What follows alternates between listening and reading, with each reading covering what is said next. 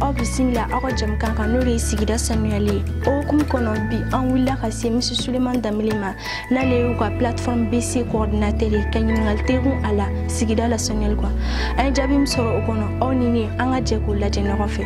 Ni kun y'an ka jamana daminɛ jateminɛ lawale la an ka kɔbolo ninnu an'an ka wuluwulu ninnu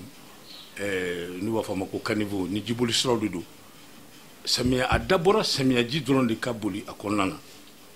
fɔlɔfɔlɔ la mɔgɔw yɛrɛ a tun bɛ kɛ da minnu na mɔgɔw tun b'a furan fo mɔgɔw bɛ don k'u sigi a kɔnɔ fo denmisɛnninw bɛ ballon ta a kɔnɔ fo te bɛ min a kɔnɔ mɛ an ye mun kɔlɔsi sisan n'a senna mɔgɔw bɛ nisɔndiya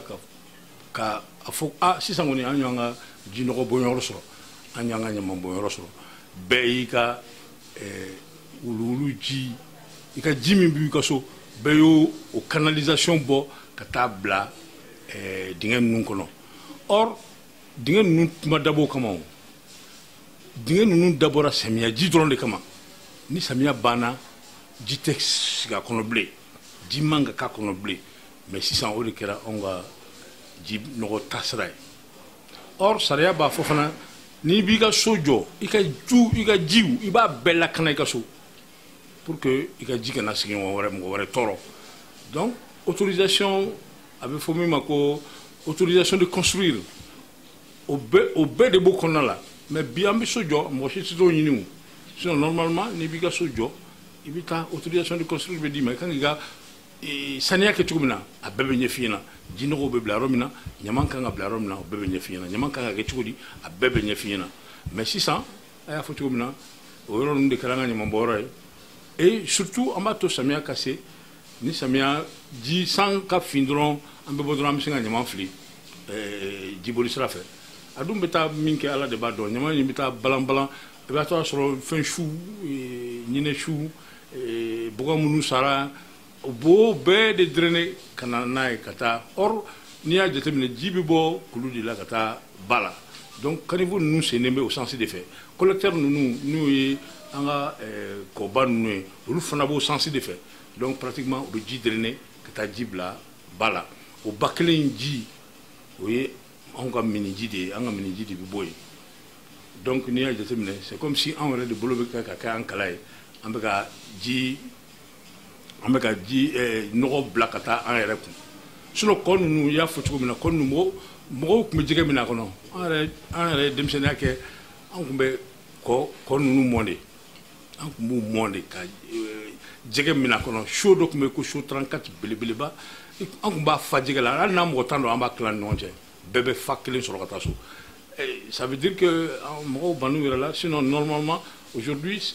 ni kɔ ninnu parce que kɔ belebele naani de b'anw fɛ commune kɔnɔ an ka commune na n'o ye Bankoni ye Bankoni filɛ nin ye n'i ye hippodrome ni Jelibugu cɛ hippodrome ni Bankoni cɛ kɔ min bɛ yen o de ye o kɔ fɔlɔ o de ye Bankoni ye filanan tugulen b'o la u b'a fɔ ko Cɛnkole o tɔgɔ ye ko Cɛnkole sabanan o bɛ Jelibugu ni Kolofina ni ɲɔgɔn cɛ u b'a fɔ o ma ko Mulubalini ni tɛmɛn'o fana na i bɛ taa se Farakoba ma o de bɛ an ni Kulukoro Kati dancɛ la donc o kɔ ninnu u ka rôle bɛ yen u ka rôle naturel de ka ji drainer ka bɔ kulu la ka taa n'a ye ba la normalement olu de bɛ baji ni alimenter olu de ye source ye ka baji ni alimenter mais malheureusement a kɛra anw ka ko wɛrɛ hali n'i y'a dilan bi kɔ dilannen bɛ bi hali sisan caniveau kura minnu bɛ ka segin mɔgɔw b'u ka t'u ka fɛnkɛ wuluji bɔ ka bila la o dun vraiment c'est déconseillé n'i y'a ye bi ko banaw cayara banaw sugu caman cayara surtout palu dɔwɛrɛ tɛ o palu ti balo sosow bɛ balo ji de la o ni ji bɛ yɔrɔ min na ale bɛ balo yen de o donc ni ji tɛ sigi yɔrɔ min na fo ji bɛ boli de a ka ca ala fɛ a fan tɛ se ka to yɔrɔ kelen ji a bɛ boli ka taa o a bɛ fan da o tɛ se ka éclosion tɛ se ka kɛ cogo si la o bɛ boli ka taa mais n'a bɛ taa balan ɲamanw ni fɛnw na yen fan ninnu bɛ tɔrɔ o tɔrɔ la o bɛ segin anw de ma tuguni ka n'an kin ka an bila dépense la donc ne bɛ se ka mɔgɔw conseiller min na bɛɛ k'i hakili to i ka ɲamanko la c'est vrai commune na ɲamanko gɛlɛyara a gɛlɛyara sababu bɔra ɲamanbɔnyɔrɔko la n'i y'a jateminɛ bi ɲamabɔrɔ tɛ commune bolo bi ɲamabɔrɔ kelen min tun b'an bolo an tun bɛ ɲama ni bɛɛ tun bɛ ɲama bɔn ye o tun ye an b'a fɔ a ma ko décharge de Dumanzana décharge de Dumanzana histoire b'a la parce que maire tun fɔlɔ minnu de l'ère démocratique olu y'a jateminɛ k'a fɔ tiɲɛna yɔrɔ in dingɛ de tun don san o san mɔgɔ bɛ s'a la bandiw fana tun bɛ kɛ a yɔrɔ in na o ko pour que ka dingɛ in lafa solution min b'a la an ka lajɛ an ka kɛ mɔgɔw kana ɲama bɔ a la a bɛ fa dɔɔni dɔɔni ka na a nana jama nana caya yɔrɔ nin ma jama nana koori a da la a ma se ka fa ka se o niveau la donc ni ɲama dun bɛ bɔn yɔrɔ la kɔlɔlɔ caman b'a la a kɛra kasa ye o a kɛra tasuma sisi ye o donc waati ɲama bɔnnaw ni population yɛrɛ nana jigin ɲɔgɔn na fo yɔrɔ in datugura yɔrɔ datugulen kɔfɛ yɔrɔ si ma sɔrɔ i mana gɛrɛ yɔrɔ o yɔrɔ k'i bɛ ɲama bɔ yɔrɔ kɛ yen u b'a fɔ a kasa bɛ n'an tɔɔrɔ c'est vrai parce que normalement ɲama techniquement ɲama man ka mɛn ni dépôt de transit don a man ka tɛmɛ 72 heures kan 72 heures o y'a normal ye i kan ka ci ka taa n'a ye a bɔn yɔrɔ la bon ni an ka jamana jateminɛ o ma kɛ fɛnba ye an ka jamana kɔnɔ an ka jamana ma kɛ ɲama kɛ ka importance don a la sinon ɲama bi a filili yɛrɛ tɛ bi o ɲama ye sanu de ye o parce que ɲama in nafaba de b'a la ɲama in n'i y'a jateminɛ bi manani yɛrɛ tɛ ka ye dugu kɔnɔ bilen n'i y'a jateminɛ nɛgɛ tɛ ka ye dugu kɔnɔ bilen n'i y'a jateminɛ waati dɔw bɛ se ɲama sununkun bɛ yɔrɔ min na mɔgɔw bɛ taa tɛntɛn ka ci ka taa n'a ye ça veut dire que valeur ajoutée bɛ se ka sɔrɔ ɲama nin na mais baara min don sanjikɔrɔ wɔsi don hali n'i y'a cɛ bi i b'a cɛ sisan dɔ min na tant que ma solution wɛrɛ ɲini a la a bɛ segin ka na a nɔ de la o n'i y'a cɛ bi sini u bɛna tɔn a nɔ kɛyɔrɔ la tuguni je sais pas si vous avez vu n'a ye Mɛnɛkura exemple ye nafolo min bɛ ka don o la bi n'an ye an sigi k'an réfléchi ka gouvernement ka baara nin ta ba la a ka ca ala fɛ o phénomène t'an sɔrɔ bilen o parce que a bɛɛ bɛna dɔn ko nafa b'a la bi mɔgɔw bɛ kɛlɛ la ɲama nɔfɛ Bamakɔ yan ko ɲama bɛ k'u tɔɔrɔ mais n'a sera yɔrɔ dɔ la bi a bɛ k'olu bolo nisɔndiya da ye donc politique de kan ka kɛ stratégie kan ka kɛ pour que ɲama nin bɛ se ka bayɛlɛma cogo min na bɛɛ ka lafiya sɔrɔ je crois que dans les autres pays c'est comme ça aujourd'hui ɲama fɔra ko ɲama bɛ kɛ énergie c'est réel ɲama bɛ se ka gaz di c'est réel ɲama bɛ se ka kɛ courant ye c'est réel ɲama bɛ se ka kɛ fɛn caman ye bi fɛn caman b'an ka yɔrɔ la bi geni ni fɛn ninnu ko ɲama bayɛlɛmalen de don samara kolo minnu b'anw sen na ni fɛn an bɛ samara min don n'u ko samara kolo mana ninnu an bɛ fɛn fɛn utiliser bi a bɛɛ ye ɲama de ye donc ça veut dire que c'est très important donc ladilikan min bɛ n fɛ o ye du côté des autorités u k'a lajɛ ka ɲamako in don ba la mɔgɔw wulila o parce que depuis 91 mɔgɔw ye ɲamako baara daminɛ Mali la Mali en Afrique subsaharienne Mali kɛra dugu ye dugu min ni denmisɛnninw sɔnna k'u bolo don ɲama na k'a fɔ k'u bɛna baara kɛ parce que depuis 91 mɔgɔw ye hakilinaw sɔrɔ k'a fɔ n ka quartier kɔnɔ n k'an jija n ka se ka structure nin dɔ créer n'u b'a fɔ o ma GIE n ka mɔgɔw ka ɲamani cɛ u bɛ dɔɔni min di yan o bɛ se k'an balo u bɛ se k'an ka faliw balo n bɛ se ka n ka baara fana kɛ kɛrɛfɛ n bɛ se ka mɔgɔw fana ta baara la donc o structure ninnu créer la mais état m'a kɔfil'u la dɛ u tora ten tɔ fo ka na u bɛɛ dɛsɛ parce que dɛsɛ ye jumɛn ye ni baarakɛminɛ min b'e bolo plus jama bɛ caya plus ɲamabɔyɔrɔ bɛ janya dɔɔni plus mɔgɔw bɛ caya plus ɲamabɔyɔrɔ bɛ janya donc ɲamabɔyɔrɔ nana janya ka na se fo yɔrɔ dɔ la baarakɛminɛ min b'e bolo o tɛ lase yen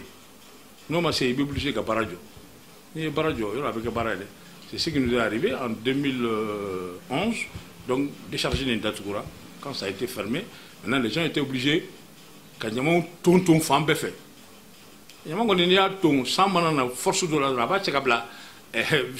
ji ta bolisira de la o de nana kɛ ka na kɔ ninnu bɛɛ girin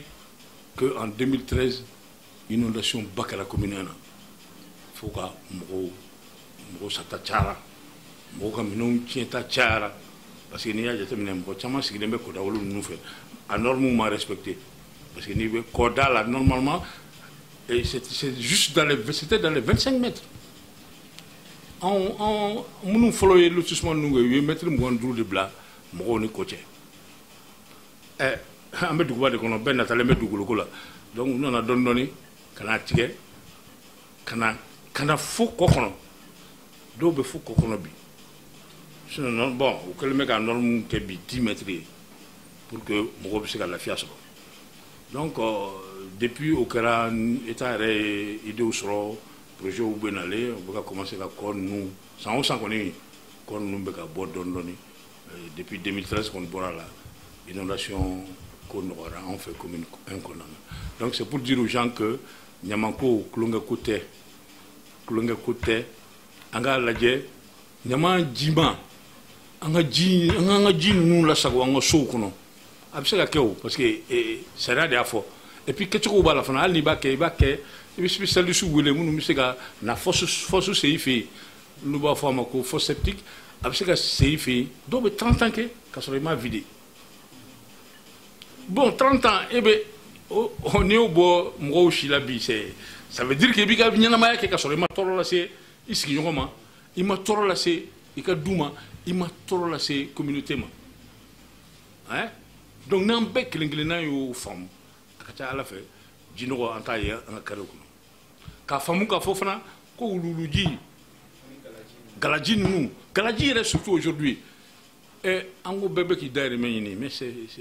dayirimɛ ɲini bɛ ka na ni fɛn wɛrɛ ye dɛ gala ninnu ye sɛgɛw de ye c'est des produits chimiques mɔgɔ si t'a kow cogoya dɔn n'i y'a kɔlɔsi bi hali u bɛ ka système dɔw kɛ bi mɔgɔw bɛ ka dingɛbaw tigɛ ka galaji nin k'a la hali n'i y'a kɛ sous forme de truc étanche a b'a ɲimi ka don dugukolo la ka taa don mɔgɔw ka kɔlɔnji la ka kɔlɔnji ninnu bɛɛ tiɲɛ bi commune 1 na ne ma dala ni kɔlɔn bɛ yen min yɔrɔ bɛ yen bi ni kɔlɔn bɛ se ka kɔlɔnji bɛ min sinon an nana an bɛ yan waati min na vers les années 80 o y'a sɔrɔ mɔgɔw bɛ kɔlɔnji min mais bibi na tɛ ku la ala ni a kasa ni sɛgɛ min b'a la fɛ wayi donc an ka a lajɛ an ka ɲɔgɔn lamɛn an ka faamaw lamɛn c'est à dire que ni fɛn bɛɛ bɛ kɛ anw yɛrɛ de ye fɛn fɛn bɛ ka fɔ a bɛɛ bɛ kɛ anw de ye saniya anw de b'a nafa sɔrɔ fɔlɔ san'a ka se mɔgɔ wɛrɛ ma parce que bi les dépenses liées à la santé parce que n'an ka banaw ta k'a lajɛ dɔwɛrɛ tɛ o bi bi na en tout cas aujourd'hui ce n'est que le palu samiya mana don dɔrɔn i tɛ foyi mɛn mɔgɔw da palu soso bɛ bɔ min a ti bɔ yɔrɔ la a bɛ environnement de la o an ka environnement de b'a to n'a bɛ se ka développer o donc n'an ye comportement changer ka ca ala fɛ olu kow bɛ dɔgɔya dɔɔni kɔnɔdimi banaw ni fɛngɛ ninnu fana bɛɛ bɛ sɔrɔ limɔgɔw fɛ parce que samiya fana ye limɔgɔw caya waati ye olu dun bɛ bɔ fɛn nɔgɔw de la ka taa sigi an ka fɛn duntaw la donc si on prend pas garde ka ca ala fɛ an bɛ an ka dépense de santé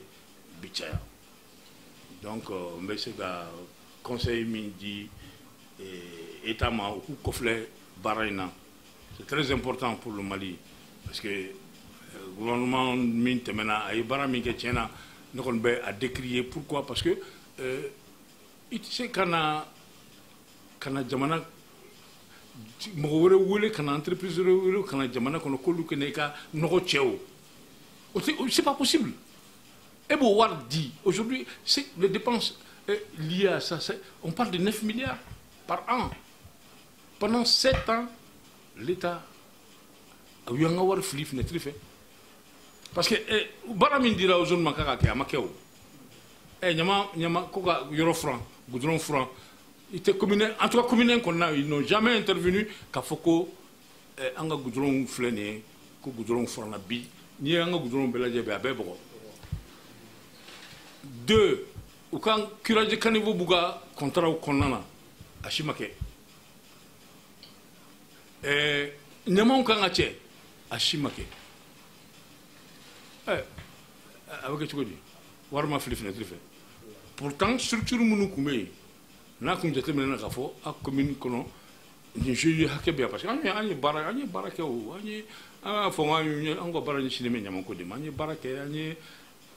en 2009 an n'an ka structure ye baara kɛ an ye mɔgɔw sigi quartier bɛɛ sigi ka ɲama bɔnna d'i ma même n'a pas chez autour de la fleur, autour de la fleur. Mais ne comme si il est il veut que mon minga ni gagne mon match. Ne pas faire comme ça de dos. Bâti qui voulait à petit gagne match. Donc c'était tellement bien organisé que Barak me katatinto. Mais malheureusement, il y a fort dépôt d'Atgoura qu'on a un donc finalement, c'est un accord. À Kojotinto. Donc on m'a dit population fait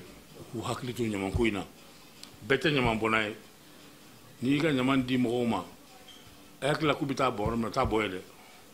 Ay. Wa boy ko do ta do la. Mais ni structure formelle bi la ta la fait e ba do e ba numéro don mo ba yew na bina bon mo ba yi. Mais nous me baraka wa timina wa so mo go sino la. Donc finalement, la responsabilité est située. Maintenant, encore la population,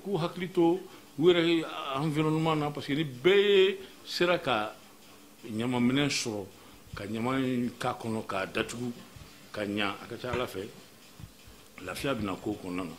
Donc, il faut me revoir, ça n'est pas une honte, en haklito, ça n'est pas là. Sana wale nunu anga matrafa na ya matrafa anafa folo bisi en redema anafa bisanga duma anafa bisanga kima anafa bisi jamanama parce que ni dépenses de santé ni a bon budget la bi mo bi lafia kila oy famille chama so Mrs. Suleiman Dawele kan jabi nka amba fo o kambe shore ni no kona chama surtout o na ina ka abonné à la page YouTube ni Facebook Rota TV. Bye bye.